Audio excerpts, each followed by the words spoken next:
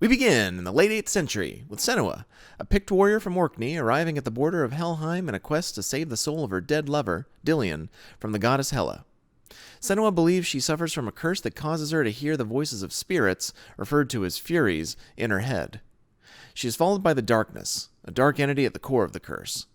She carries Dilian's severed head to use it as a vessel for his soul, and is guided by her memories of the stories of Druth, a former slave of the Norsemen, well versed in their legends, now deceased, who became her friend and mentor during a year-long self-imposed exile.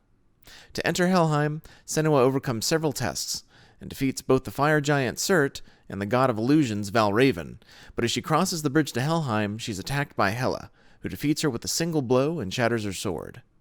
Barely surviving the encounter, Senua contemplates suicide and winds up scarring herself with a heated blade. She then follows visions of Druth and a man-shaped light she believes to be Dilian towards a great tree, where she undergoes 4 trials that test her body, spirit, and mind, rewarding her with the legendary sword Gram, a weapon powerful enough to kill Hela. Through her hallucinations, it is revealed that Senua's mother, the healer Galena, suffered the same curse she did, but considered it a gift. However, Senua's devoutly religious father, Zinel, thought otherwise and burned Galena alive. Senua witnessed the event when she was just 5 years old, which caused her psychosis to worsen significantly, along with blocking out the memory. Her father, convincing her that she was tainted with evil, abused Senua emotionally and physically, isolating her from the rest of the world, until she met Dilian when he visited her village. The two fell in love, and Senua left her father to be with him, as he saw her as simply different and misunderstood, as opposed to cursed. After a plague killed many in Dilian's village, Senua, believing the fault to be hers, left in exile.